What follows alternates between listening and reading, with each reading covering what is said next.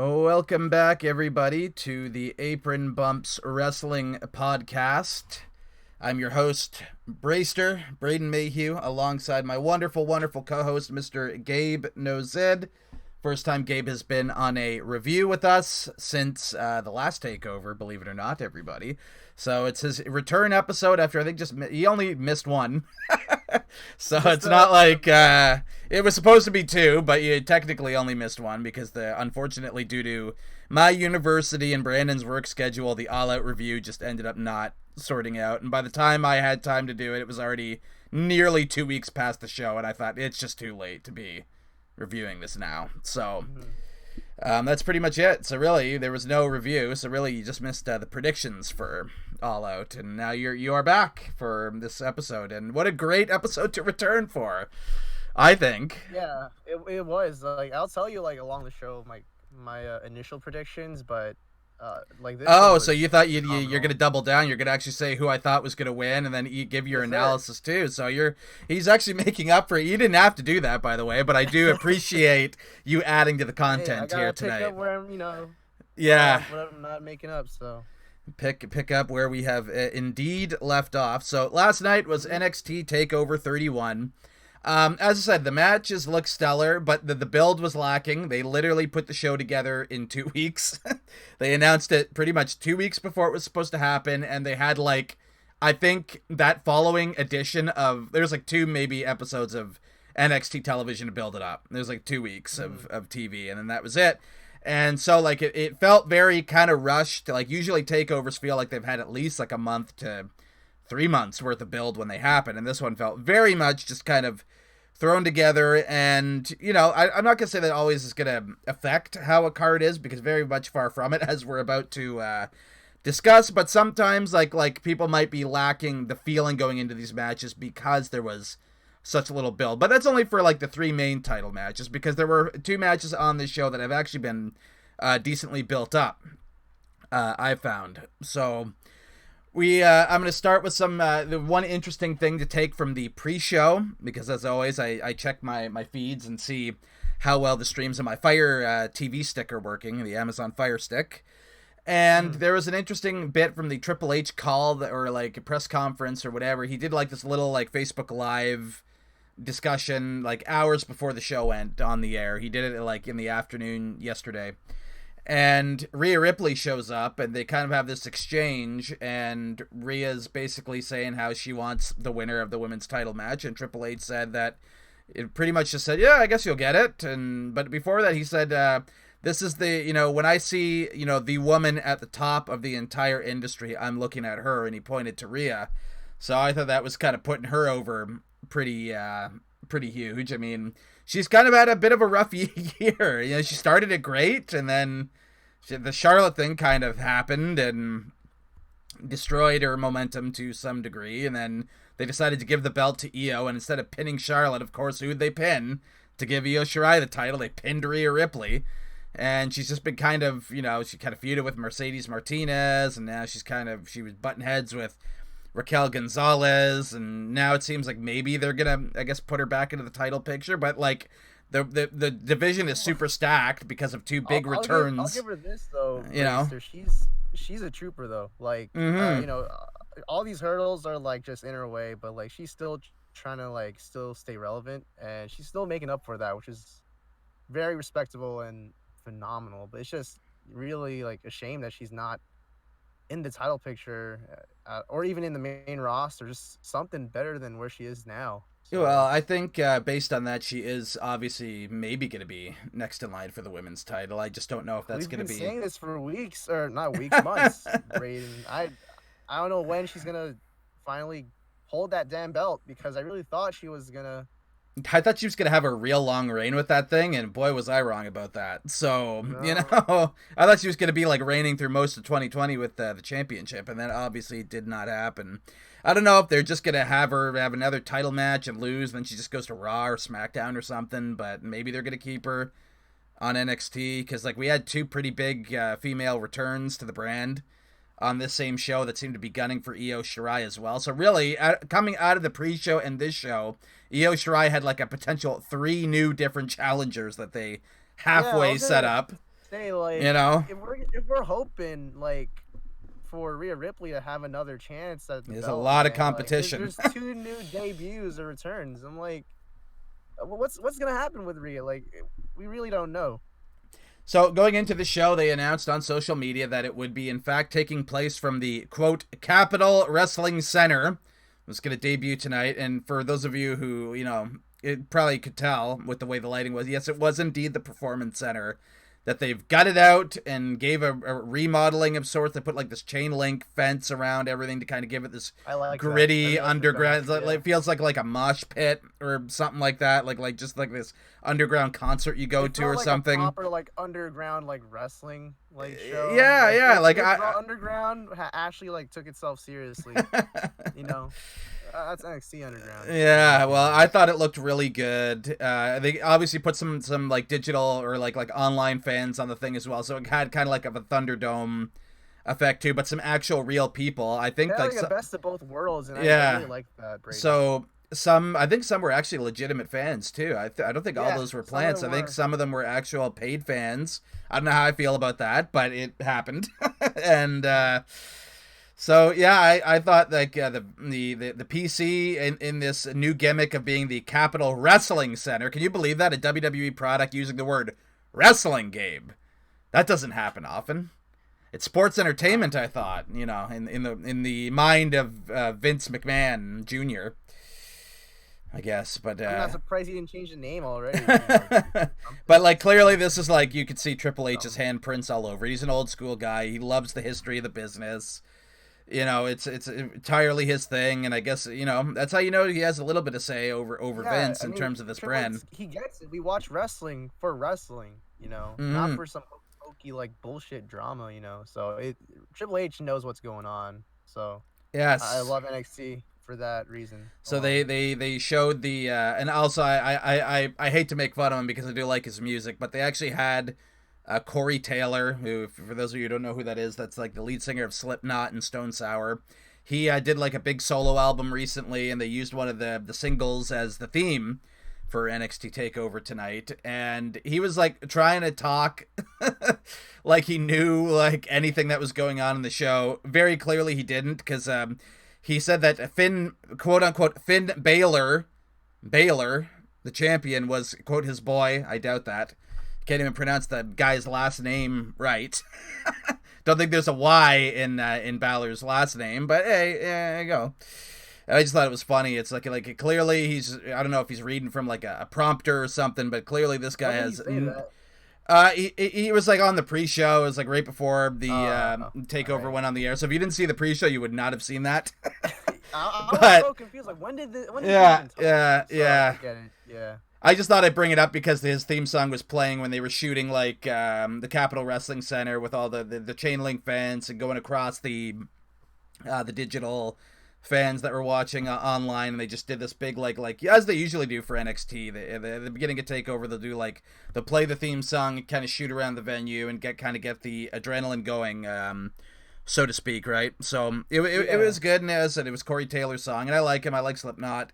But I just love when like they have like the celebrity that has a slight tie-in. They got to do like a prediction, and either they're clearly reading from a prompter or whatever the cue cards are. It's like they just do not know anything about the product. But hey, what can you do? I don't expect a metal musician that may not have anything to do with wrestling to really know what's going on. So I'm just nitpicking here. But anyway, so NXT TakeOver 31 officially started with the NXT North American Championship match. It was announced, in fact, on the pre-show that this match would be opening the card, and they ended the pre-show with kind of both guys like staring intensely into the camera and doing that whole, we're going to pretend the camera's not here and do like warm-up shit in front of it right before they go out there. So they did that. And Damian actually came out first. Which was like, I found that was very odd. When does the champ ever come out first? I know, like, we just said Triple H is old school and all, but like he's been doing this like not just like recently, but just for a bit, actually for a while. Like some champions would come out first, and I'm like really confused on why he's still doing that. But I mean, hey, Your guess is as good as mine. But yeah, Damian Priest came out first, looked like a total superstar.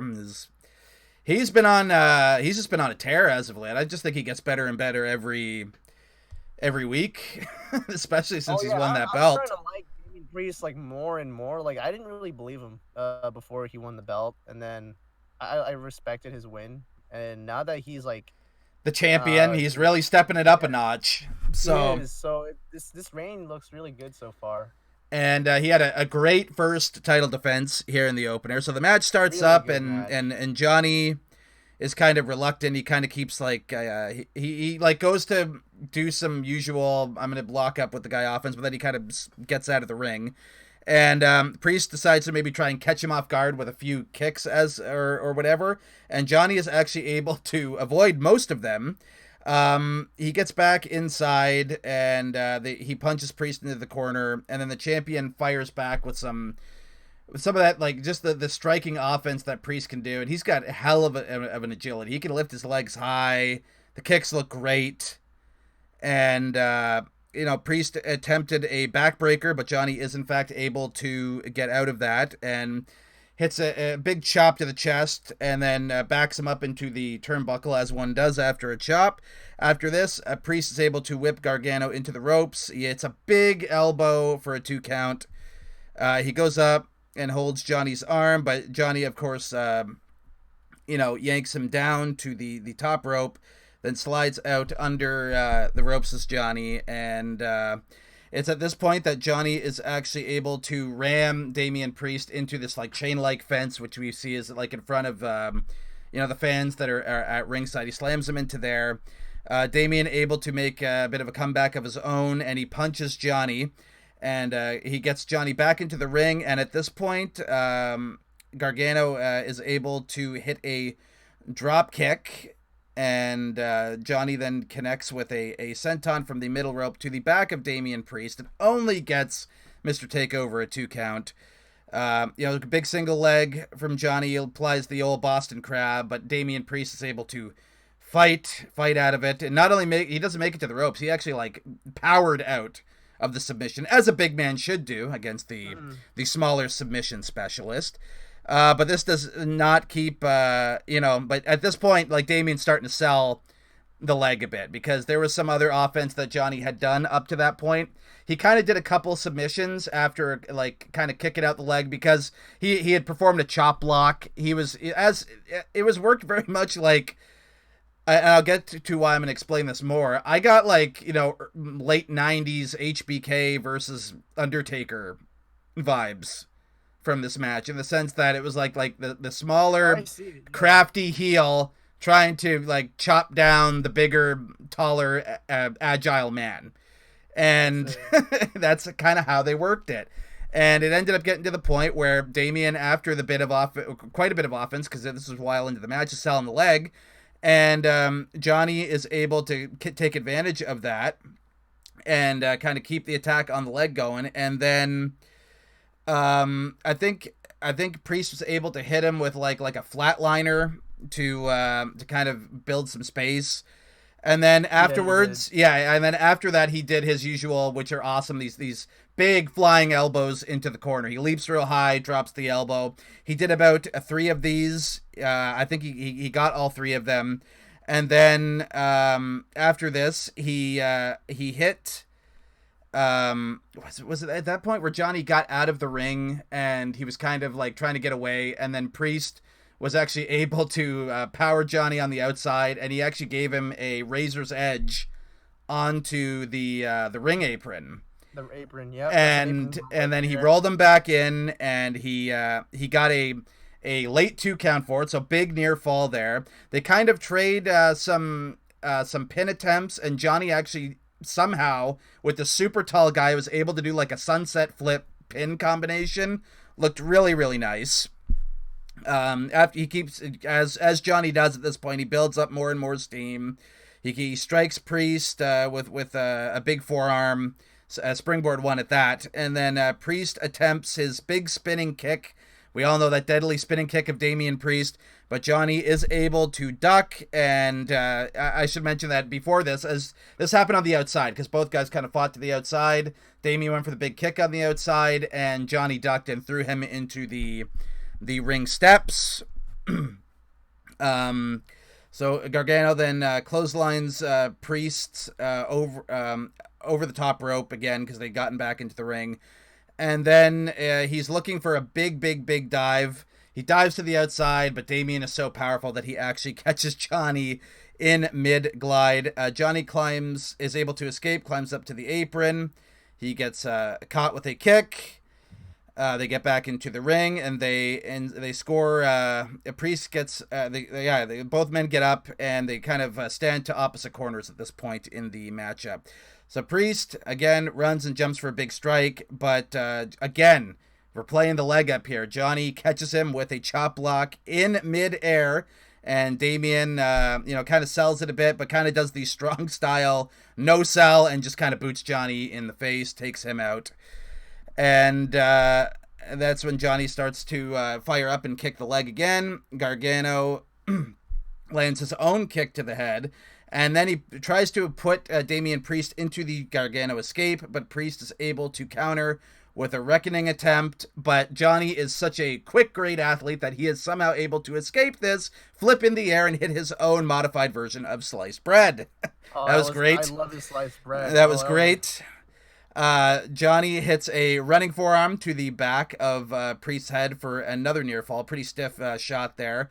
Gargano actually does the old Archer, like, bow and arrow taunt of Damian Priest. And he kind of, he teased the DIY thing, and then he turned it into the archery taunt of Damian Priest and hit him with the big super kick, and he gets a near fall out of it. After this, Gargano rolls to the outside when Damian tries to, again, power up and get some offense.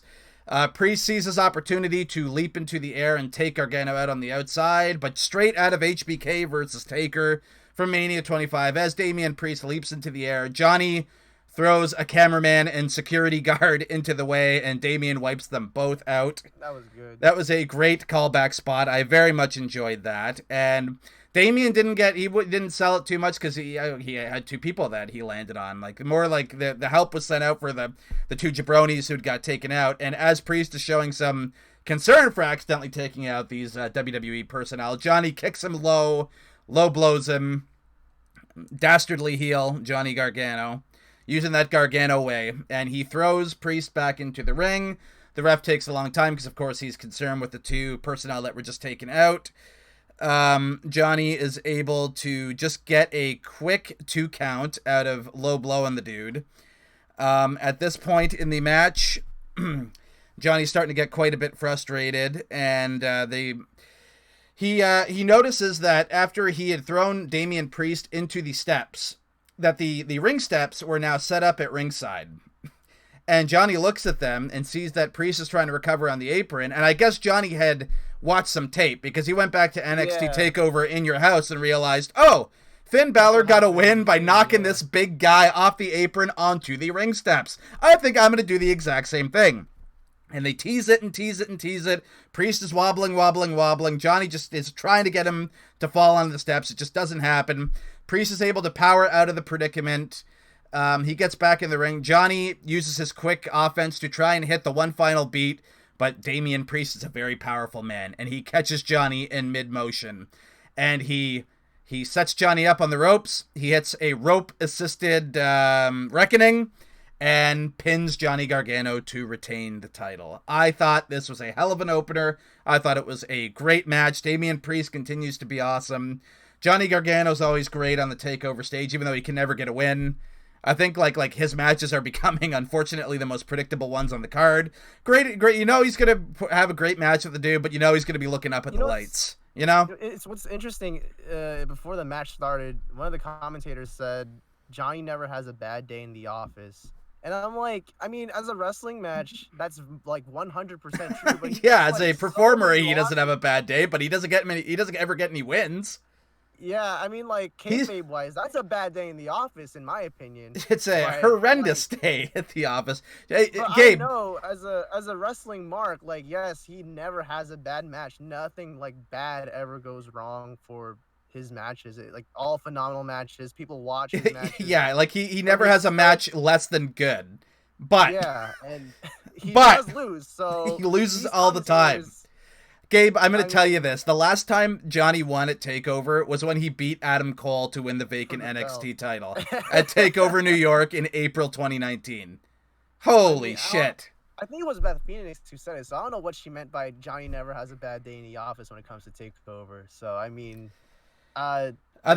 clearly she meant his performance, if that's kind of what she was going for there. Yeah, I think she means his performance. But like kayfabe wise, he has all his days are bad at the office. If we're gonna go on like win-loss record, he is 0 for 4 at TakeOver this year.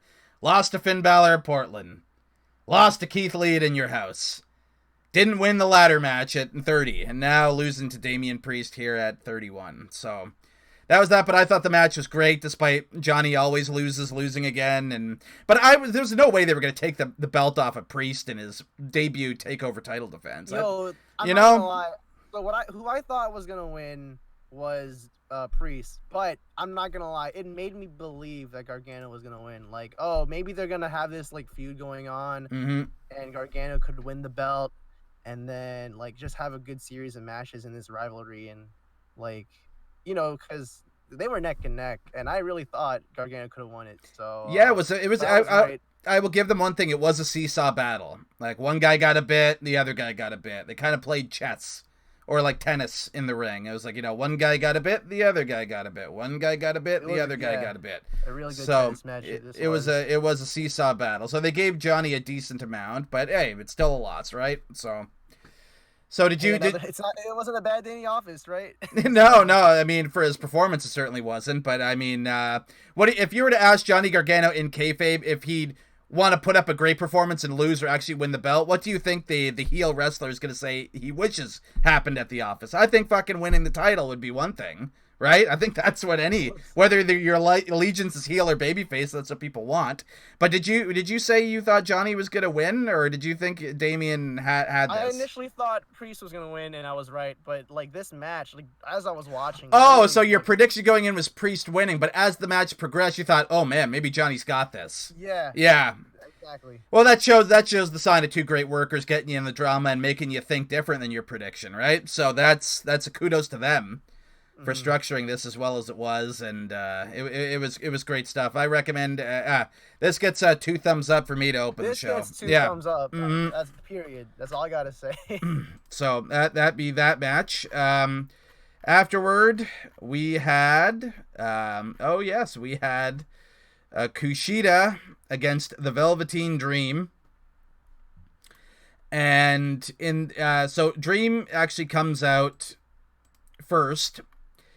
And he looks like Doc Brown. He's got his hair all wild, and it's dyed gray because of, I guess, the Kushida's time splitter whole thing. Goes, there's always going to be a Doc Brown like impersonation. I guess so, because here's one in NXT. So Dream comes out, he does his usual fare, and then Kushida doesn't even have a regular entrance. He just sneaks in the ring and just blindsides Velveteen. Really trying to sell this fiery babyface Kushida character. Well, they're just really trying to give him an edge, and I think this match actually did that and succeeded at doing that to a degree, because he beat the ever-living shit out of Velveteen Dream for the whole match.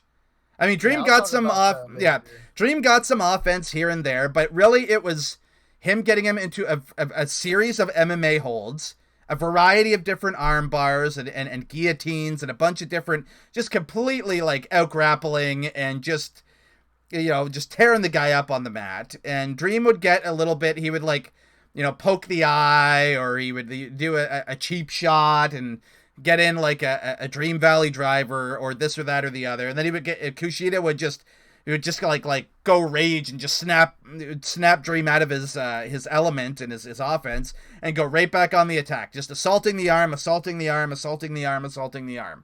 And then Dream ends up somehow getting some space, and he thinks that at this point, with an arm that's been in 1 million submissions, he should go to the top rope and hit the freaking Purple Rainmaker. After the guy's been locking you and damaging your arm and arm bars for the whole match. Like, I'm telling you, other than Dream's fair bit of offense, Kushida had worked the arm the whole match in a variety of different holds. Just like complete domination. And then at this point, after being in a million different armbar submissions, Dream thinks that delivering the big elbow drop's a good idea. So he misses and sells the arm massively, as one would do after your arm's been worked on for a whole match and you just miss a flying elbow on a plywood ring. And then Kushida gets in the offense again. Somehow Dream kind of like no-sells it and he gets on the offensive again, and he gets he somehow gets some more offense in, and then Kushida snuffs it out again. Kushida locks that's how it happened, because Dream ends up somehow no-selling and decides to go back to the top rope after it had just failed. He decides, I'm going to go up to the top rope again because, my God, I'm going to hit my Prince-named elbow drop on this freaking guy, even though it failed the first time. So he gets to the top rope. Kushida beats him up there, jumps right up, great agility, and basically he locks him in, what's he call his official finishing move? It's kind of like the hammer lock.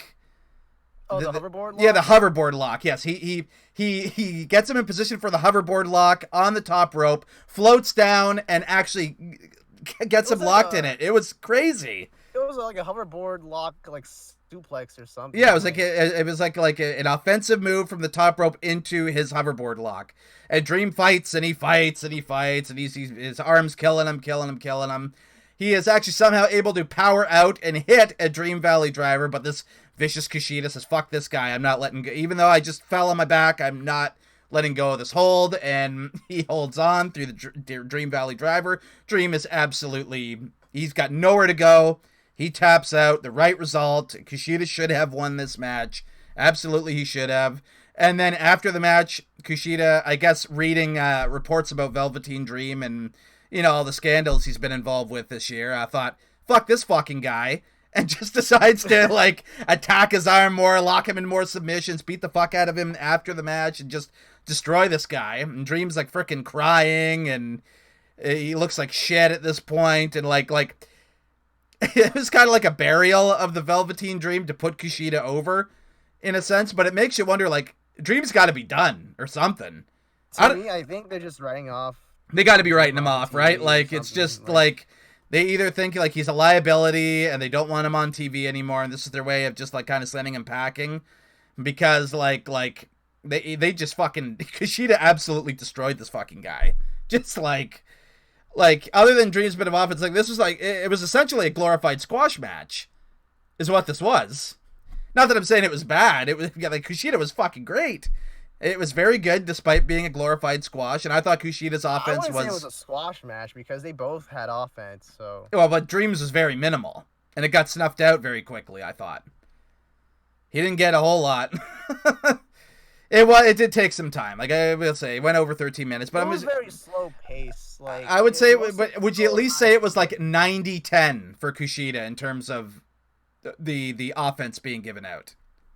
I mean, of course, because he's the fiery, hot baby face now for his new character, the edge in the Kushida name. So they just had to, because I don't know why they want to give him this type of character, but I mean, hey, it's working for some people. I don't know. I thought this put him over in a good way, that if they give him a few more wins, they could build him up to challenge Finn Balor next.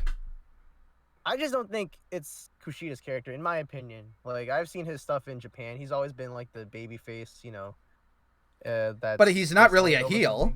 He's not a heel at all. It's just that, he's now more edgier and all that. And it's just not Kushida, I guess. But hey, it's not bad to try something new. So I mean, I'll keep watching. Hey, I bet he's gonna take the ball and run with it. This is his first real push, and apparently he's been in NXT for a year and a half. I didn't even know it was that long. I thought, a year for sure. But he's already been on NXT television for a year and 6 months already. That's crazy. And here it is, a year and a half later, and he's finally on Takeover for the first time, and he won in pretty dominant fashion, and his offense looked great. I thought it was the weakest match on the show, but I still thought, the effort from both guys was very good, in the sense that, Kushida's offense was as slick and awesome as you've ever seen. Dream sold for him. Sold the ass whooping. Got injured after the match. Even though it was the weakest match on the show, it was still, I thought, a very good display from both guys. What's your final analysis on this bout, Gabe? I thought Dream was gonna win, in my opinion. Mm-hmm. Like I wasn't gonna be surprised if they buried Kushida again, because I don't know. I was just used to Kushida losing a good amount on NXT television, but I mean, they gave him the win. And it makes sense since they got this new edge to his character. And I thought Dream was gonna win, just I guess an attempt to revitalize the Dream character on NXT TV. But like you said, the scandals are just still roaming around him. Mm-hmm. So I guess running off TV is would be a good way to, I guess, have the waters less heated, or maybe they might even be firing him. Who knows? We don't know. We don't know what's gonna go on, but this seemed like a write off to me, man. Yeah, they're definitely gonna not have him on NXT for a bit. Ultimately, I think it's a good thing because it could reinvent Dream, or have less tension if they still want to keep him in NXT. Or, like, altogether, just fire him like everyone wants in Twitter. So, hey, I mean, I don't mind, whatever. I mean, I'm not going to say who's who, what. I wasn't there. I don't know anything about it. But if it's getting bad to the point where you feel like it might be a PR nightmare and you got to get rid of him, you got to get rid of him. So, it's like, that's it, right? So, I guess this whole, like, I don't know, him, like, just brutalizing... Kushida brutalizing Dream, I guess like that's one way to write him off TV. It just felt really awkward because like it made me like kayfabe wise, it made me feel for Velveteen Dream, like, oh man, Kushida is like really beating the shit out of him. Like, this is enough. Like, he already tapped out. Why are you still, beating the shit out of him, Kushida? So it's kind of making me feel like he's being a heel. Yeah, but at the same time, Dream beat him up for no reason. Dream cost him a shot at the NXT Championship. Dream used every crooked thing during the match to try and gain an advantage, despite Kushida actually winning grapples. He thumbed him to the eye. He did cheap shots. He cried like a heel baby at the end. I didn't feel too bad for Dream at the end of this thing. But the mantra, you can't really win if you fight their way. You're fighting dirty. Yeah. You're still, you're not the real winner, so I don't know. I just felt like it just felt heelish for Kushida to do that. So who knows? Maybe they might make him a heel. That'd be interesting. That's something new for Kushida, I guess. But I just felt, it was very slow paced compared to the opener. So I'll just give it like a thumb in the middle because I did kind of feel like uncomfortable at the end. No, I thoroughly enjoyed the ass whooping Dream got. I thoroughly enjoyed putting Kushida over strong. I thought Kushida's submissions were and his grappling exchanges were absolutely excellent. Again, great match. Yeah, definitely great match. But just the story that they were trying to tell, it didn't work with you, but it worked with me. I give it a thumb up. Solid thumb up for this bout. Great wrestling though. So after that, we got another great match. So for the first time ever on an NXT Takeover show, the NXT Cruiserweight Championship was indeed defended. Santos Escobar defending against Isaiah Swerve Scott, and these guys knew that it was the first time that this title was on a Takeover stage. I think it's the first time both of these guys, as each other, like themselves, were on a Takeover stage, and they made sure to do everything they possibly could to make an impression, and I think they did. So the match started off very early on with Isaiah flying all over the ring, just doing all kinds of crazy aerial offense, moonsaults, corkscrews, doing everything he could to get Escobar off his game. He clotheslined Escobar to the outside, and Escobar kind of had like an odd landing on his ankle. I kind of thought that he might have injured it, but he ended up moving pretty good afterwards. So Swerve is just diving, doing crazy stuff all over the place. That's the beginning of kind of the early portion of the match, because Wade Barrett made to mention on commentary, which, by the way, before I go on with the match, did you notice that there were a plant commentators? Have you heard about that? I didn't. I was so confused. I thought that was Sasha Banks for a second, and Yeah. So Joseph. Beth Phoenix and Wade Barrett were seemingly commentating from home, and they had like their stuff piped in, and they were doing it from like a studio in their home or whatever, but they were clearly not at the building. So they didn't want Vic Joseph just sitting there by himself, so they put like a female stand-in and a male stand-in. But then again, when they put the camera on Vic Joseph on the announce table, he's sitting there alone. Yeah, I know. I thought it would have been better if they just had him sitting there alone. You know, like no, that makes sense. Would have been a lot more. Would have been less awkward than just seeing two people who aren't Beth Phoenix and Wade Barrett. It's ridiculous. Yeah, it was weird. I hope. Also, before we continue with the match, I was gonna ask you: Did you like the I guess the gear that Escobar was wearing, the sombrero, his entrance? I thought it looked fine. I didn't have any problem with it. Why did you have an issue with it, or I don't know? I just thought it was kind of weird. I mean, because he's like supposed to be like, you know, this Mexican mafia like. Yeah, but he's also he's also been doing this thing where he's like, oh, you know, even though I don't wear my mask anymore, being a cruiserweight started with like Mexican wrestling, and I'm, you know, holding centuries worth of tradition with this title, and he was saying all this stuff going into the show. So to me, it was just him living up to his heritage and his roots, I guess. So I didn't have a problem. But yeah, I get your point that it comes off very babyface to come out with the mask and the blah blah blah and all that. So yeah, I thought the mask was pretty cool. So yeah. Did you see Swerve Scott's like his pants? Like I was kind of mad at that. Like he didn't know if he wanted pants or shorts, so he's been wearing those on television for like the last he's been wearing them since like July.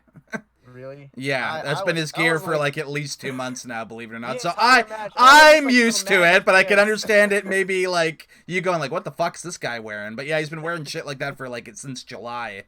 You know, he's been wearing it all summer into now, so I wasn't surprised. I mean, he's been wearing like biker shorts, like. Now he's wearing like wrestling capris. I don't know, maybe not the best look, but anyway. It isn't the best look. Anyway, this all leads back into what I was going to say about the commentary. So Wade Barrett made a point to note that like in the times that Isaiah Swerve Scott has beaten Santos Escobar on television, he was more grounded, and he kept Escobar guessing by doing different grounded techniques and not relying on flying through the air like a maniac, like a regular cruiserweight. So why is he exerting all this effort and all this, like, why is he burning himself out, essentially? It's going to catch up to him doing all these things. Why doesn't he do a slower pace and try and out condition Escobar for, like, a slow thing? If he's going to be doing all these crazy maneuvers, you know, he's not going to do himself a favor in the long run in the end. And Santos was able to actually cut Isaiah Swerve Scott off and get some heat. And, you know, he kind of controlled the matchup for a bit. A good amount of different variety of moves shared between the two guys. And then as soon as Isaiah Swerve Scott starts breaking out of, you know, Escobar kind of having the heat and starts trying to get the advantage, who should come out but Legado del Fantasma? So Raul Mendoza and Joaquin Wilde come out to give Escobar the advantage, and Swerve Scott sees this, and him and Escobar are on the ring apron, and Isaiah Swerve Scott is able to hit this crazy, like, Frankensteiner on Escobar, and he sends Escobar flying, and he takes out his goons.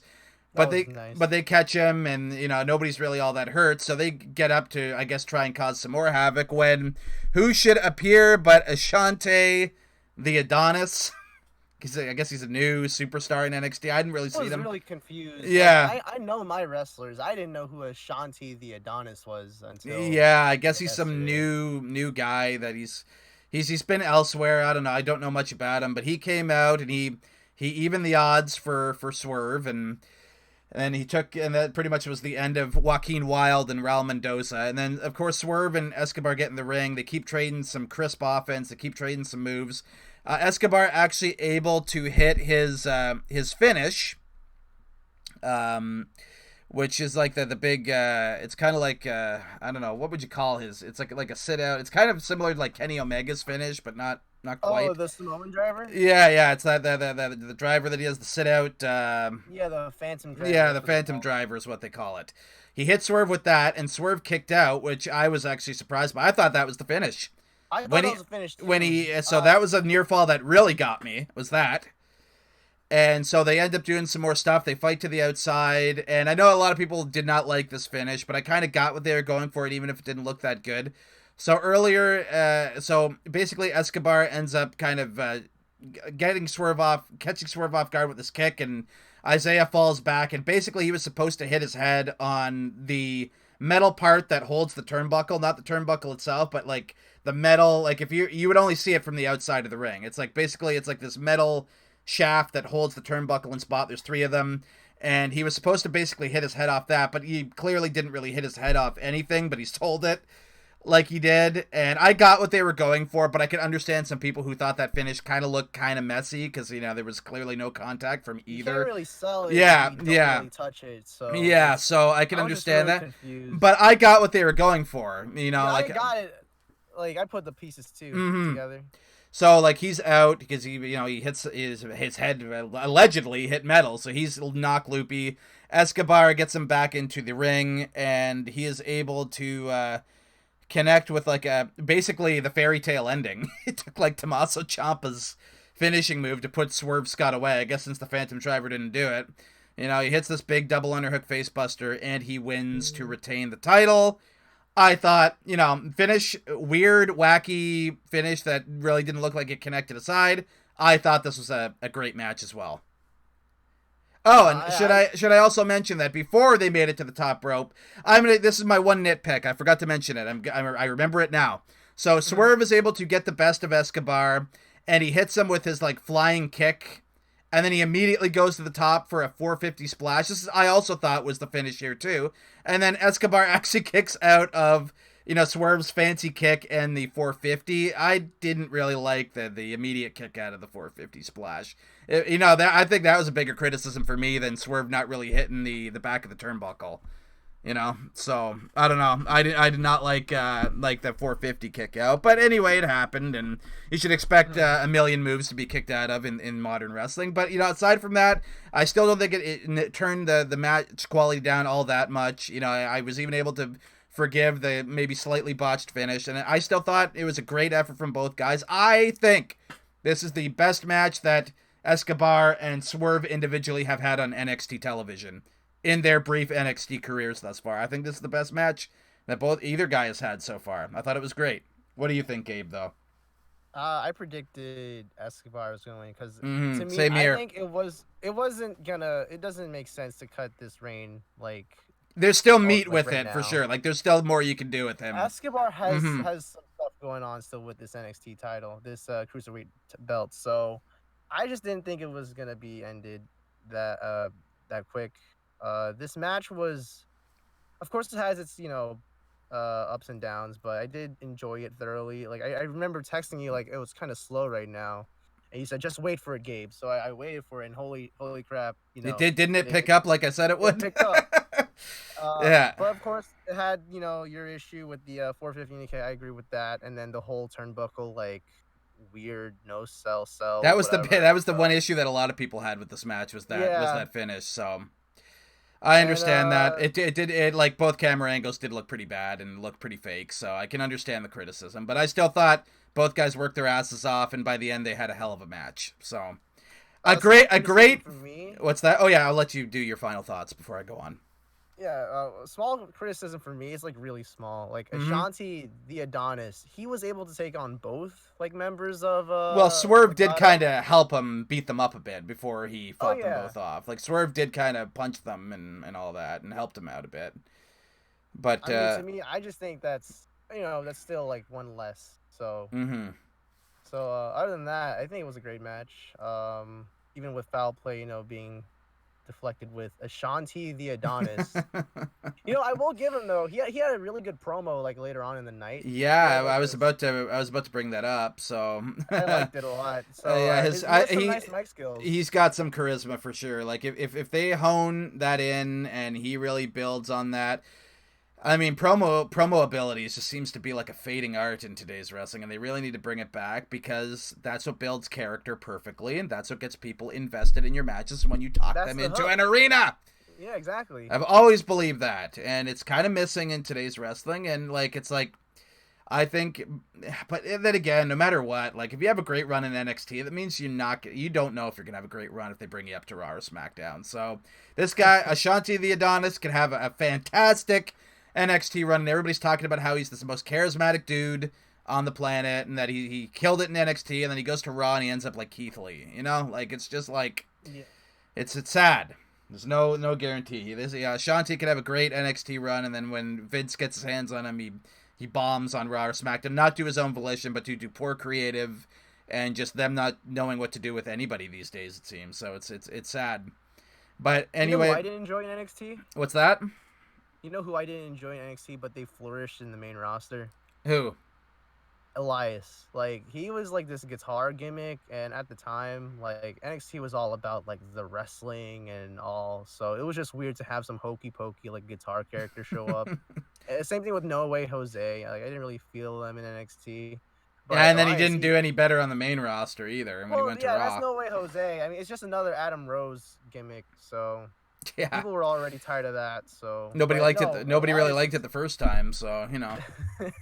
Elias was a great ass gimmick in the main roster. So yeah, I mean, maybe he's the one example where like the jobber or like the nobody in NXT actually kind of became a decent mid-carder on Raw. He's like the exception to the rule. Yeah, and because of Elias, that made me believe like, hey, just because you're floundering in NXT doesn't mean you can't succeed in the main roster. I think Carmella had a better run on SmackDown than she ever had in NXT. So it has happened. It's happened for like the oddest talents.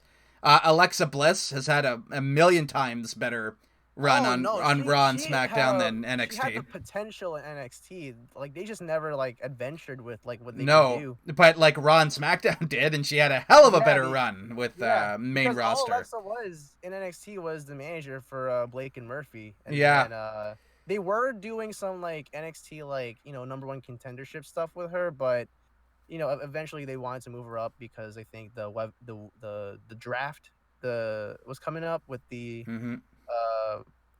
brand extension. There we go. That when SmackDown and Raw was going to become officially like two separate brands again. So that's why Alexa went up.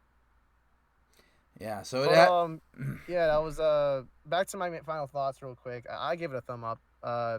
Overall, I was very invested in the end, and overall, the hiccups didn't really bother me. So the hiccups didn't bother me really much at all. I mean, I don't like the 450 getting kicked out of. Yeah, the buckle spot looked pretty fake, but the work was so hard that like I was fully invested. They had me believing that the match was ended twice. The first time when Escobar hit the Phantom Driver, I thought it was over, and when Swerve hit his kick in the 450, I thought he was winning the belt. So there were two times where it wasn't the finish where they got me. So for that, you get a good 2 thumbs up, boys. I thought it was an absolutely stellar match, and a hell of a first showcase for the Cruiserweight Championship on a takeover stage. Great first match for that belt to be defended for the first time on a stage such as this. So I found this to be awesome. After that, we got the announcement that Shotzi Blackheart is going to be hosting a special Halloween Havoc edition of NXT, which is going to be on Wednesday, October 28th. So it's the edition of NXT before Halloween weekend.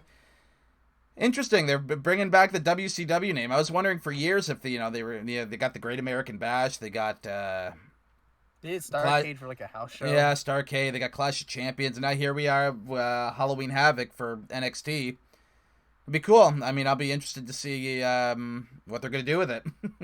Hopefully they have a giant pumpkin or something.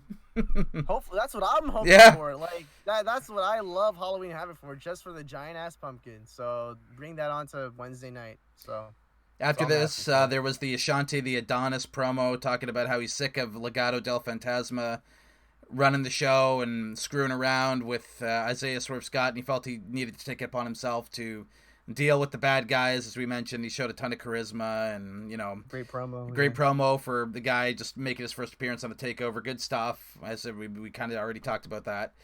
And then we had the penultimate match, which was the NXT Women's Championship bout. Io Shirai defended against Candice Lerae. So these two had wrestled at a Takeover before, Takeover Toronto, where I think they had the best match of that show.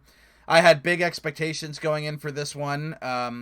A lot of crisp offense early on. It's like Candice kind of snuffing Io's offense out as much as she could and kind of keeping Io grounded, as any good heel should. And just Candice knows what to do and just has great psychology and great instincts and just knows how to work a pace. Like she structured this thing, and I mean Io knows what to do too.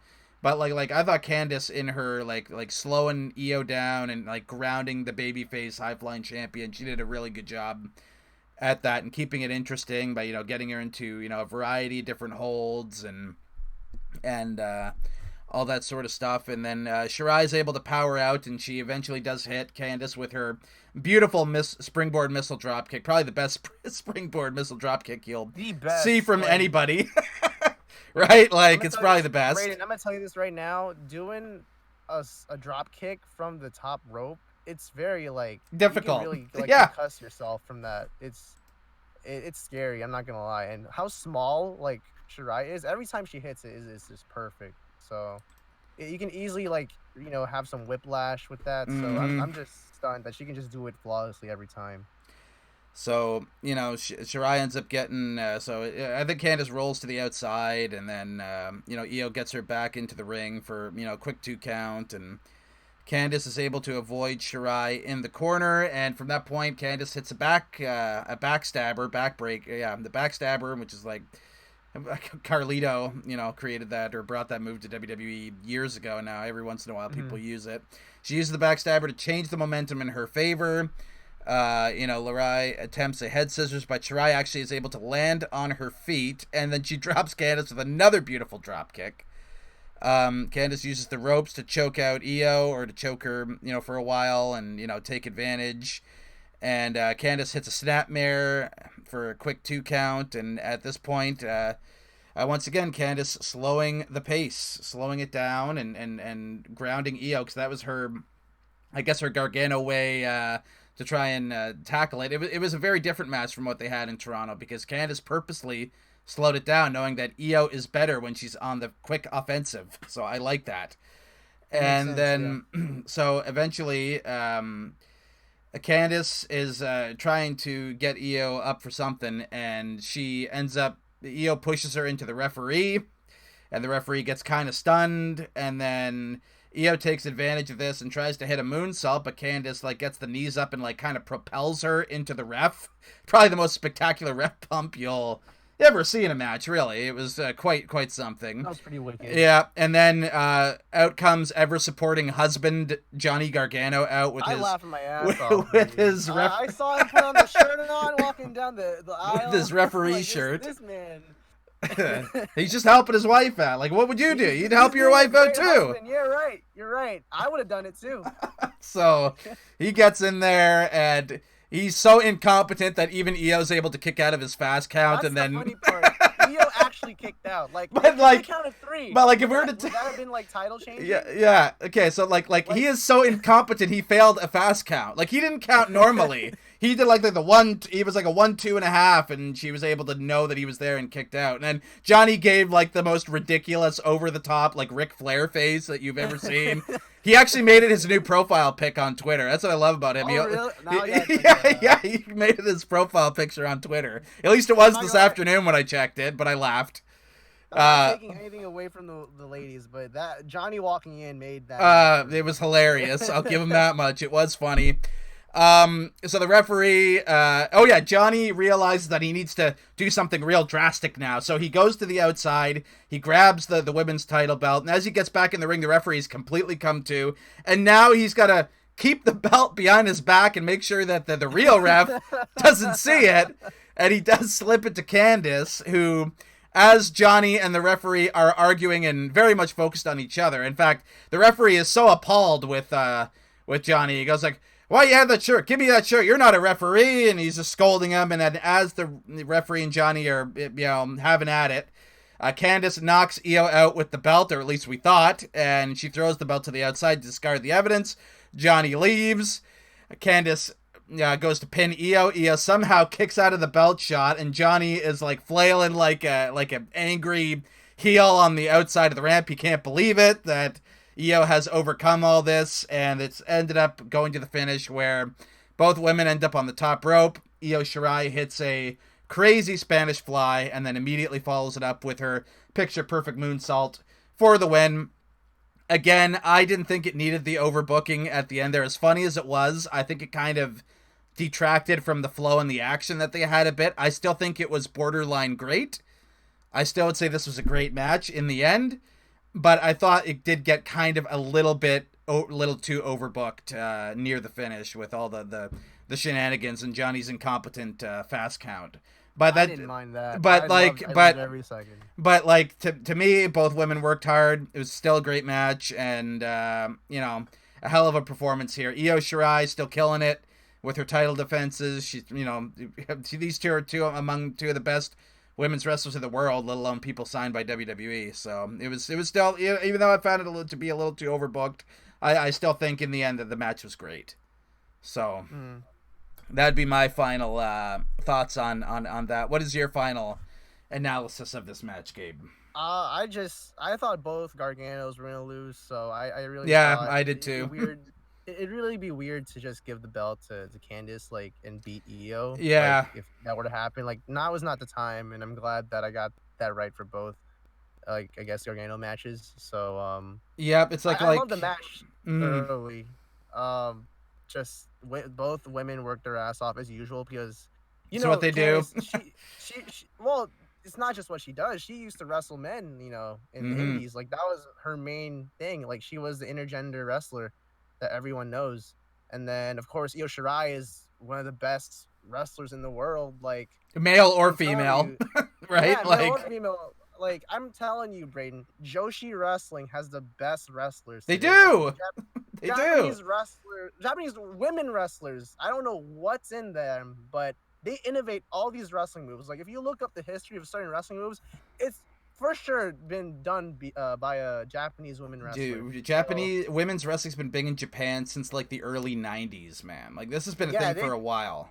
They've had so much, like, respect in, like, high caliber matches. Like, it's crazy. So of course Io is just a great worker, not just because she's a Japanese women's wrestler. She's just a great wrestler in general. She's just a great wrestler, and she's continuing to kill it as champion. I hope to keep the belt on her for a long time.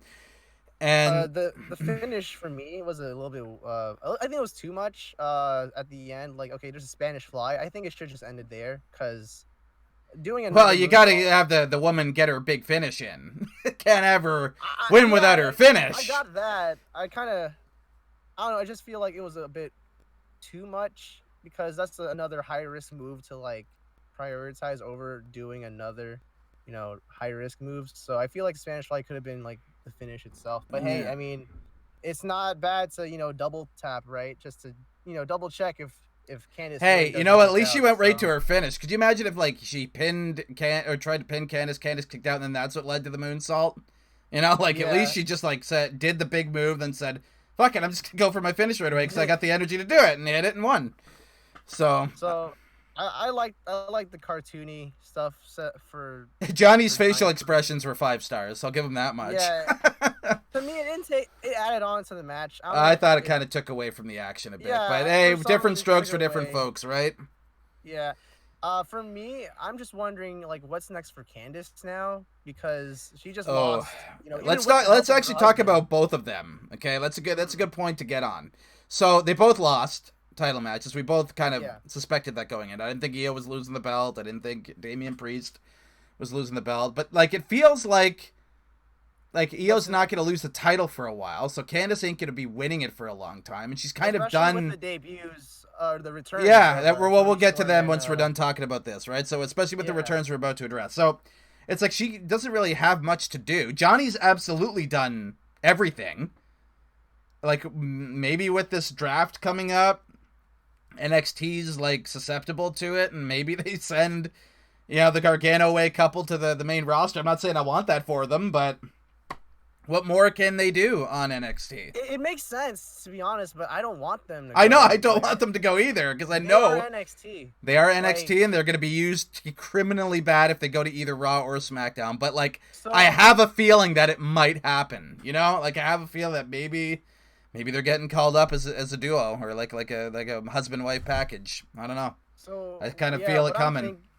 What I'm thinking is, I don't know, maybe they're just going to have a rivalry with someone. I don't know. Because obviously there's no title picture for them right now. Mm-hmm. Or maybe, like, they'll keep Candice like going at it, but I don't know. It just doesn't make sense since there's 2 returns. So yeah, I don't know what's next for them. So that's my only issue with Candice losing. So I think that just keep. I think just a rivalry with whoever. I don't know who though. Maybe with Shotzi. I guess that could be because she did last eliminator from the Battle Royal. They could keep it going, I guess. But so I think Candice and Shotzi would have a nice rivalry going on, especially have Candice win that rivalry because it's not going to take anything from Shotzi. Like Shotzi has charisma for days, and taking a loss wouldn't be too bad at all. Like she actually took a loss in real life, like with her car being stolen, and everyone's just cheering her on for winning her like helmet back from the car theft. So everyone's for Shotzi. So I think a rivalry with the Shotzi wouldn't be too bad. And Shotzi's been kind of used pretty well since since the new year. Very strong and persistent too. Like she eliminated Shayna Baszler in that Battle Royal before. Yeah, that was before she really was getting pushed hard. That was like the beginning of it, Yeah. So Shotzi's a mainstay, and I think to build both Candice and Shotzi up, a rivalry between those two would be nice. So yeah, I think that's where Candice could go. For Johnny, I don't know. I mean, he can do whatever. He's Johnny Gargano in NXT. He's Mr. NXT himself. So yeah, I don't know. I could just see maybe them getting called up as a package deal, but that's what we don't want, Braden. We don't want that. I don't want that for anybody that gets pushed well on the NXT brand, but some just get called up and they get fucked over pretty bad, and it's just the the name changes, and I don't need to spend any time on that. We're talking about Takeover. What's their names? T-Bar, T-Bone, whatever. Yeah, it's bad. It's bad. It's bad. It's all kinds of bad. So after this, let me get my thumbs up on it. I'll just. I'll give it a thumb and a half. Yeah, I'm gonna give it a thumb and a half as well. Definitely a thumb and a half. Yeah, I enjoyed it overall. So great match from the women. And then afterwards, Io's in the ring, and then Toni Storm pops up on the Tron where the virtual fans were seen, and she basically says that she's actually coming back to NXT. She's gonna be back in the swing of things. The reason this is interesting is because it was Toni Storm who defeated Io Shirai in the finals of the Mae Young Classic, the last one they did 2 years ago in 2018. I forgot about that. Yeah. I actually did. Yeah. So that's the reason that they had her interrupt Io, because they have, some slight history. You'd have to be like a guy really following the product to have caught that, but that's what they did. And they said that, she's going to be coming back and she has title aspirations and Io better watch out.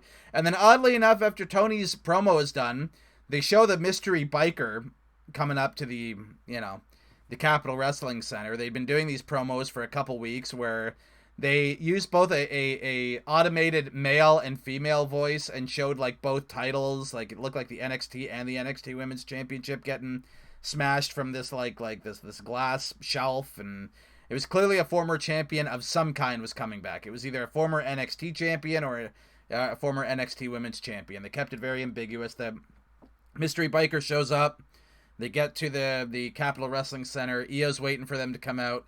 They come out to the top of the ramp. They take their helmet off, and it is Ember Moon officially making her return to NXT. She's, of course, a former NXT Women's Champion herself. She eyes down Io, looks pretty excited that she's back on the black and gold brand, but I thought it was kind of odd that you'd have two people kind of gun for Io. Maybe they just thought, like, doing two big returns would maximize the effect because nobody probably would see two big returns happening.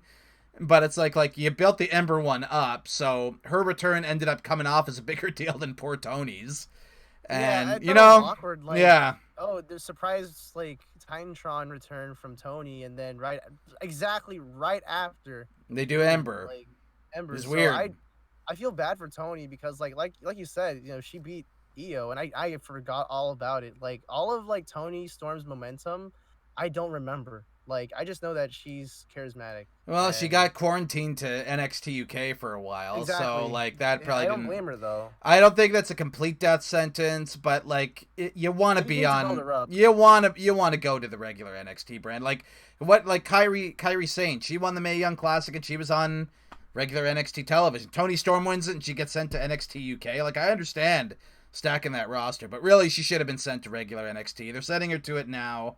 I guess they're going to probably, build her back up or whatever, but, that's that. And now Ember Moon's here. I mean, good for her, because we weren't sure if she was ever going to come back from that Achilles injury. Yeah. So I really enjoyed her a bit more on the main roster, because I don't know why. I just didn't enjoy her work in NXT. Like, really? I didn't really think she had like much character. Like, people really wanted her to beat Asuka, like, you know, when she was still like the reigning, defending like champion, but I just didn't find it believable. Like, I don't know, I just don't really find anything in Ember Moon. So I guess this new biker gimmick is something, question mark. So we'll see.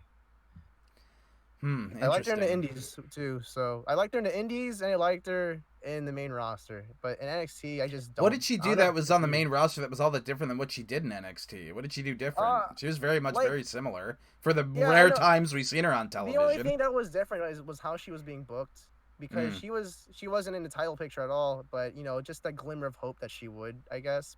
But everyone knew that Ember Moon would be pushed in NXT, because I think when she debuted, it was Bayley who was like, yeah, you got a chance or something, you know, the whole Undertaker John Cena thing. So that's what Bayley did to Ember Moon, and I'm like, oh wow, they're gonna push her, and Ember Moon's being pushed. But I personally didn't think she deserved that push. You know, I think she needs to build up her, like, I guess her character more, because I just didn't find her believable. But main roster, like, that's where I was like invested, because she was like not in the title picture, and I was like, okay, I believe her winning this match, or like this battle royal is like, oh, that'd be awesome. So we'll see what happens in NXT with this biker gimmick. So moving on from there, we of course had the main event of the evening.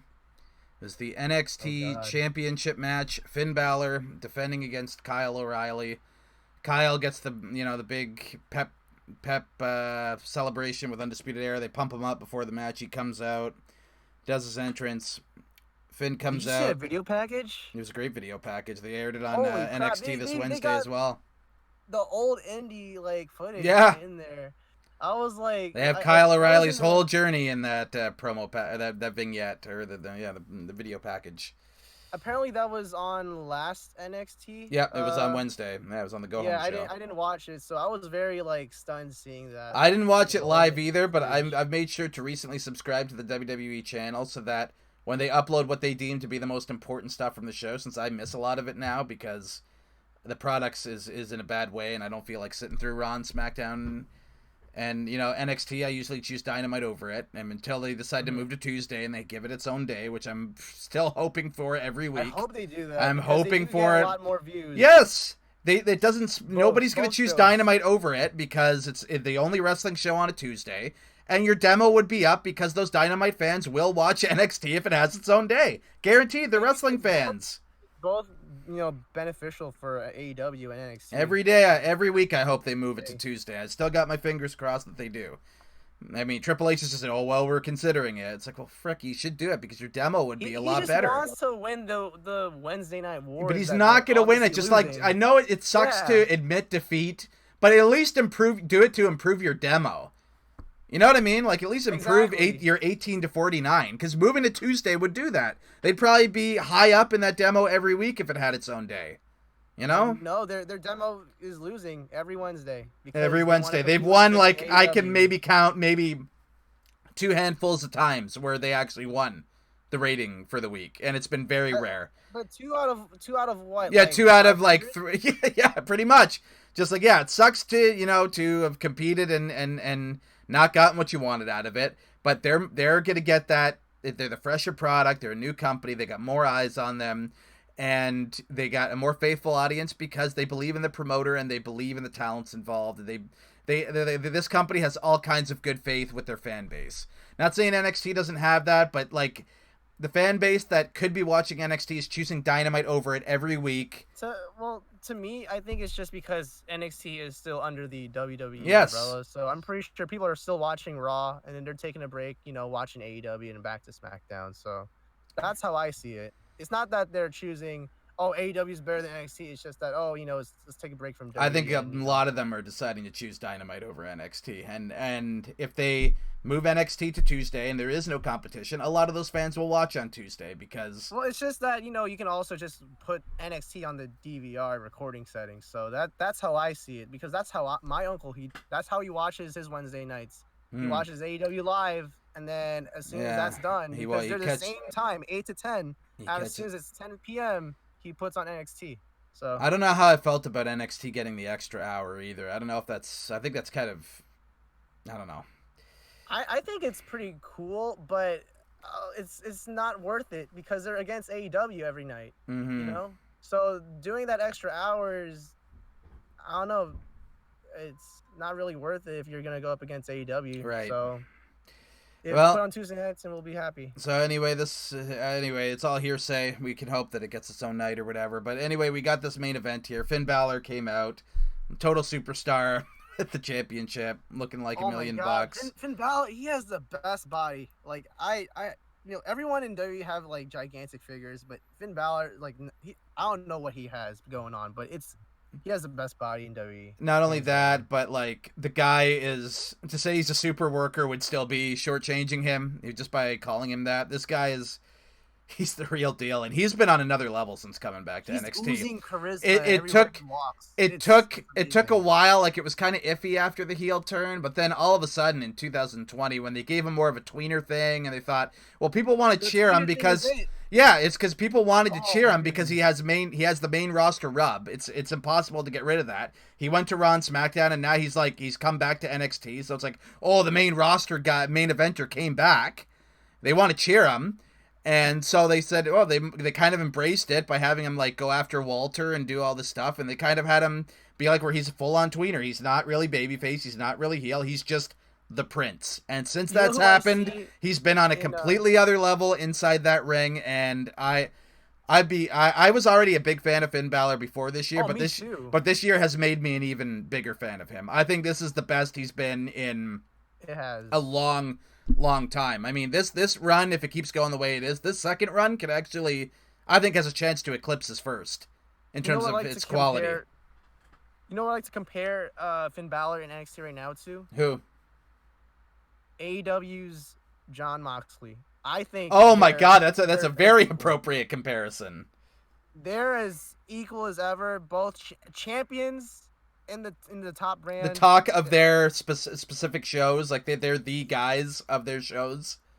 They're just man, and great performances in the ring. Like, has Moxley ever been better in the ring than he has been since he's went to AEW? And ever been. Yeah, I totally agree. They're both on a completely different level, and it's been awesome. So for me, like a top like dream match right now is just those two. It's just. It's too bad that match may not happen for a long time, if ever. But did they ever fight in the main roster? I can't even remember if they fought. I don't think so. If they did, it wasn't memorable. I don't think they did. I don't think they did. Hokey pokey shit. So. Because like whenever Finn was around, he was in the mid card, and then Dean was stuck with the Shield doing 6-man shit. So I don't think they ever even crossed paths. Dean fighting what's his name? EC3 and EC3 winning, so that was interesting. Yeah. So anyway, so they have this match here, and in the beginning it's a lot of like real old school reversing holds, and it's the old mentality of trying to one up the other grappler. So we all know Kyle O'Reilly is like, he's trained, and I think he's trained in a few forms of actual legitimate mixed martial arts. I mean, Balor is no slouch. He knows how to grapple. He knows all that stuff. So they're trading holds and submissions and really just trying to just kind of bully the other on the mat and not giving up. And it's just kind of that for a while. And it's kind of slow, but it started really, really building to something. And eventually it comes to this point where they start kind of trying to hit strikes on one another, and they're kind of missing. And then they do kind of connect. And then all of a sudden Finn hits a spin kick to Kyle O'Reilly's midsection, and it's being sold as a liver shot. Like, he took this big wild kick to the liver, and now Kyle O'Reilly is hurt. Kyle O'Reilly is in peril. And what does the champion Finn Balor do, knowing that his opponent is hurt, like anybody would do in a fight? He focuses on that body part, and he attacks like a vicious animal. He attacks the midsection. He stomps on it, kicks more, targets it over and over and over again. Kyle is selling. He ends up actually getting a busted lip, which, kind of like it added so much. I thought, I'd be like, hopefully this guy isn't actually having internal bleeding. He's selling so bad. And I see blood coming from his mouth. I'm concerned. And, Finn does that. And then O'Reilly is able to snuff out Finn's dominance by pulling off like a string of what they were dragon suplexes, were they? And he floated over into the next one, and he did like a sequence of like 3 in a row, and it was absolutely glorious. And at this point, Kyle ends up mounting a comeback, and he ends up able to, I think it was a kick or something, but he ends up noticing that one of his strikes has caused Finn to get a little ginger on his leg. And now it's Kyle's turn to get on the offensive, and he puts Finn in a variety of different leg submissions, and he works Finn's leg. So after the challenger got hurt, and the champion was kind of dominating his injured body part, he found a way to injure the champ and make a comeback, and work over the champion's injured body part. And this continues for a long while. And Finn ends up battling out of it, and he ends up bullying Kyle to the corner, and he delivers a bunch of like the stiffest chops you'll ever hear. He just threw Kyle into the corner, gave him a big stiff chop. Threw him into another corner, gave him the big stiff chop. And then Finn frickin' does the throw into the corner, and Kyle O'Reilly takes the bump to the chest in the turnbuckle like he's Bret Hart in 1997. What's that? Those hurt. Oh yeah, that does not look like it's very fun at all to take. It hurts like being whipped into the corner already. Like, I mean, I take it like a man. He had a lot of velocity running into that corner. I'll tell you that much. That looked like it sucked. Horrible. And so that happens, and Kyle ends up trying to go to the outside. He tries to get some breathers. Finn steps out to try and take advantage, but Kyle's got a really high ring IQ. So he knows that Finn's leg is still kind of ginger, and he dragon screws him twice on the ring apron. And Finn's starting to sell again. And they get back into the ring. They trade some more moves. And Finn is able to power Kyle up and hit the 1916 DDT, which I thought was the finish because nobody has kicked out of that move. The reverse one or the No, it was the regular one, man. He hit him with it in the middle. And I thought it was over because nobody has kicked out of that move. That has been the Prince's new finish, even more so than the coup de grace. This has been what Finn Balor has used to pin everybody. Yeah. He beat Matt Riddle with it at War Games. He beat Johnny Gargano with it at Portland, beat Damian Priest with it at In Your House, and he beat Timothy Thatcher with it at TakeOver 30. Now here he's hit Kyle O'Reilly with it, and I'm sure it's over. Kyle kicks out, I think being the actual first person to ever kick out of that move since Finn Balor has come back to NXT, so that was shocking. And then Finn, obviously, gives Kyle a little more. He's able to be, in his frustration, Kyle takes advantage and locks him in a variety of heel hooks, and Kyle's got them cinched in. Finn fights and fights and fights. Kyle's able to maneuver Finn back to the center and lock it in a different angle, to keep attacking that leg. And Finn is selling. He's selling. Yeah, he's a fighting champion. What's that?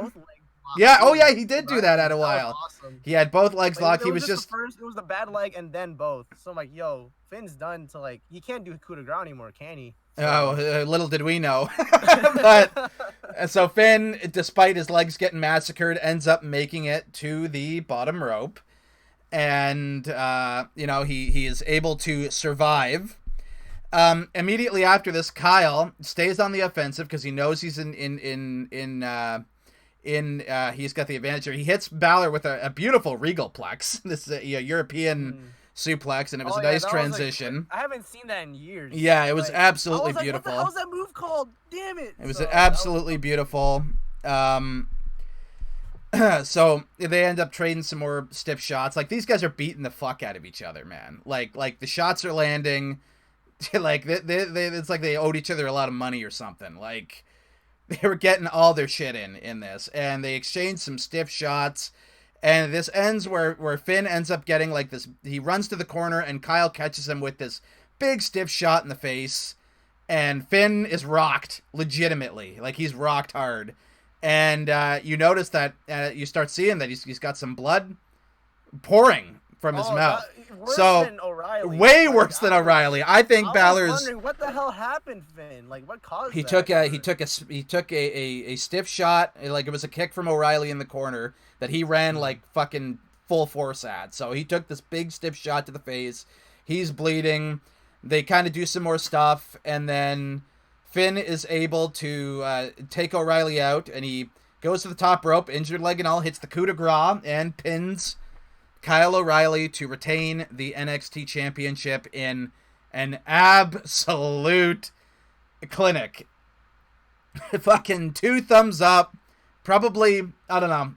I liked the Ciampa versus Cole Takeover Portland main event, but I think this is every bit as good, if not a bit better. It might be the choice for the best Takeover main event of 2020, and I don't think I'm overestimating this match and overselling it. It was really that fantastic. The old school style working, the building to something, both champion and challenger injuring each other's body parts and taking advantage of it throughout the match. A bit of seesaw. 2 guys fucking just laying in the shots and the kicks and the stiff elbows and punches. A crisp offense, crisp grappling. Like, what could you not like about this match? This was pro wrestling perfection. It was absolutely fantastic. I love this match.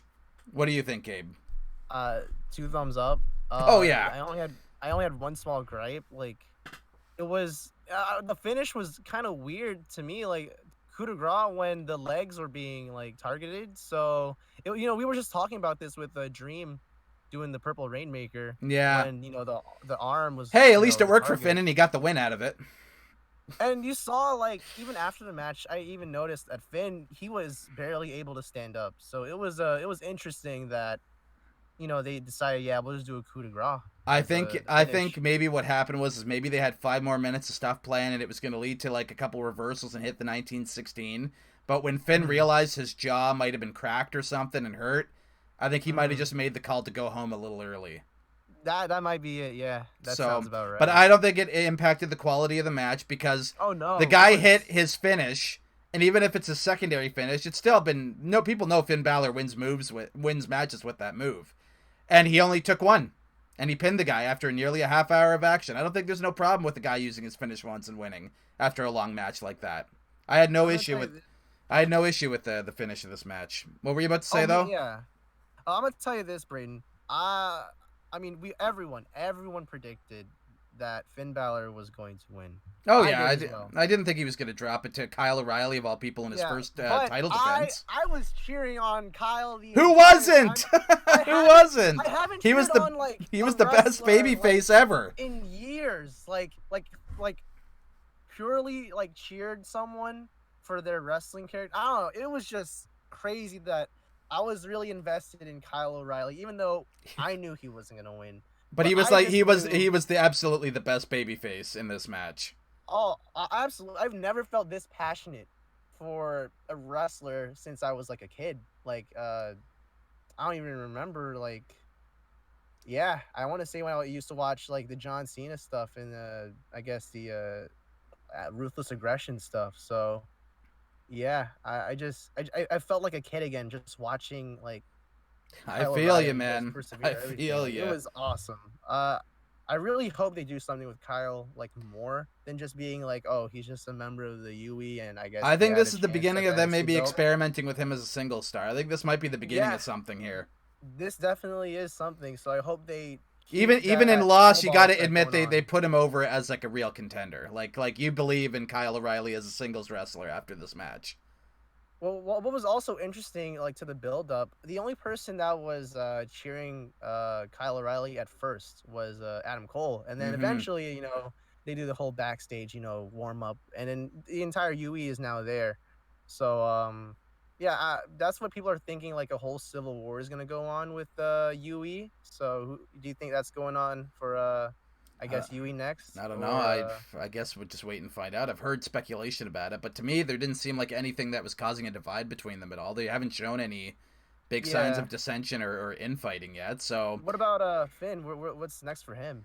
Obviously, this next angle that they presented doesn't concern Finn Balor at all. No, but maybe like I don't know. Maybe they build up Kushida and they have a title match at the next Takeover in December because they got 2 months to build to it. It's in December. So, they got time, and Kushida just beat the fucking shit out of Velveteen Dream real quick, and they could give him some wins on television and build him up as a decent takeover title defense for Finn Balor to end the year. Maybe that's where they go. That's my best guess at this point. What about you? What do you think? Kushida, I mean, like, I think they should build him up more. I mean, like, I know Kyle O'Reilly got 2... My mic, everyone. No worries. It's all good. They gave Kyle O'Reilly 2 weeks, but what a 2 weeks those have been. So who knows what they could do for, like, Kushida, if that is the plan from what you're predicting. That's my best guess at this point. If you stick the old gun in my head and make me guess, that would be it. So I don't know. What's Tommaso Ciampa doing? Is he like? Oh, he's been like beating the shit out of Jake Atlas and fucking destroying him, and then Kyle O'Reilly he's just bullying Jake Atlas. Yeah, and then Kyle O'Reilly of all people stood up against Ciampa and they had a confrontation. Yeah. But nothing has happened with them since. But like they could always go back to that and have Ciampa attack him. Okay. So here we go. Here's what's gonna happen here's what I'm predicting. So, I guess there's gonna be like a share of words in NXT this Wednesday or whatever, like between Kyle and Finn. Like, oh, we've had a hell of a match there, O'Reilly, and then Ciampa comes out of nowhere. I deserve a title picture, and then so a number one contender match happens, and then Ciampa wins. They build that up until the next takeover. So maybe Ciampa's next one to like challenge Finn for the belt, because we've never seen Ciampa versus Finn. The only thing we've seen was that Iron Man match on TV. So I think having Ciampa's there, and if they want to use him for a takeover, he is there to use for Yeah, and he never disappoints. So it's a good hunch. I mean, if it ain't Kushida or Ciampa, I think one of them is bound to get a title shot against Finn at some point. For some reason he's heel. Like, I didn't understand that. He just came back from injury, and then he's just heel for no reason, like beating up Jake Atlas like that. I think it's more like Tommaso just maybe didn't like being a babyface, and he just thinks he's better as a heel, so he demanded to come back as one. That's my best guess. I think so. I think same thing for Triple H. I think he thought that too, to be honest. So though I didn't think Ciampa was doing that bad as a babyface earlier this year. No, he was a really good babyface. It just felt really like unnatural. Like, why did he have to turn heel? Like, there was no real reason. He just snapped on Jake Atlas, and that's all we got so far. There's no real story behind why he went heel. Like, when he went heel, it was the biggest thing in NXT at the time. There's a reason why. He'd caused a beloved tag team to dissolve because he was a selfish prick and wanted to make a career for himself by being a dick, so it became he was just a dick to Jake Atlas for no reason a couple weeks ago. So it's like almost like a month. That's like a month ago now already. Or a month or so. Whenever that was, it's just, I don't know. It just feels weird that he's a heel. But anyway, I guess that's what's next, in my opinion. Ciampa and Balor. Could be. I'm going to stick with my prediction of maybe Kushida being next, but we shall soon find out, because Tommaso hasn't really, but neither has Kushida, so really you could build either one of them up. We'll see who ends up being right. I think Kushida needs a bit more building up before he challenges. Kyle O'Reilly didn't need more than 2 weeks to have a match. I think we could at least say this, Gabe, that whoever challenges Balor in December is probably going to lose anyway. So it's like, Yeah. They are going to. Oh well. Let's see. I personally think Kushida should go for the North American belt before anything. Well, we'll see. We'll see in the coming weeks. We'll see what they have planned. It'll be interesting. We'll see how they build up this final takeover. As I said, there won't be one Survivor Series weekend. They're just splitting, doing 2 in Q4, having it be its own weekend. So I think they plan to do the final takeover for 2020 the first Sunday in December. So we'll see what they end up building for that card. But anyway, as for this here show, I give it 2 thumbs up. Best takeover since Portland. Best takeover since fans have been neutered from these shows, and as they call it, the pandemic era. Definitely the best takeover of the pandemic era. Far better than In Your House. Far better than 30. Best, probably perhaps a candidate for best NXT match of the year. I think AEW's had better matches that will win match of the year, but as far as a match from the NXT brand, what else could you say is as great as Balor versus O'Reilly was? Maybe Ciampa versus Cole. That's probably about it. I can't think of any match that was this fantastic from the NXT brand from 2020. So yeah, a show filled with great matches with an absolutely stellar, unbelievable main event. How could anybody not enjoy this show? I give it 2 thumbs up. Is as what well. I say. Any final analysis on the entire card through the main event, Gabe?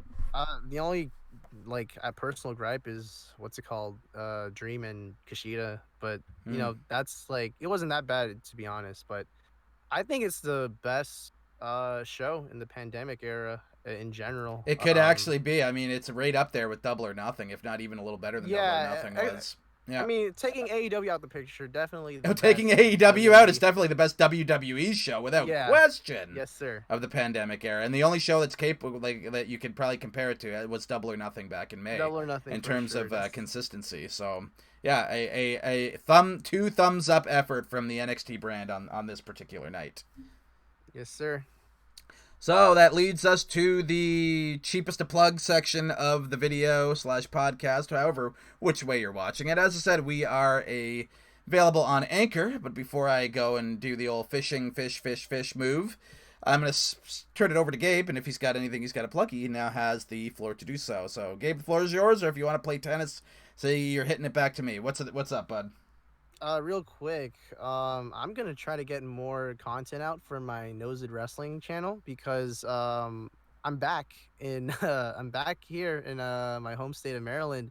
So let's see if I can make more content of interviews of the local wrestlers in my area, and just stay tuned for that. And that's about it, Braden. Because who knows it? Gabe knows it. So as I mentioned, we are on Anchor. You can listen to us on the Anchor platform. We distribute all of our podcasts there, but as a part of distributing the podcast to Anchor, we are also available on all of Anchor's various affiliate platforms. So you can also listen to us on these variety of platforms. You can listen to us on Apple Podcasts, Breaker, Google Podcasts, Overcast, Pocket Casts, Radio Public, Copy RSS, and of course, perhaps everybody's, and I know I'm speaking for myself here, man, I shouldn't be saying everybody, but my favorite streaming service for music and podcasts being Spotify. Yes, we are on Spotify, and you can listen to us every time we do the show from Spotify. Granted, you have a premium account or whatever.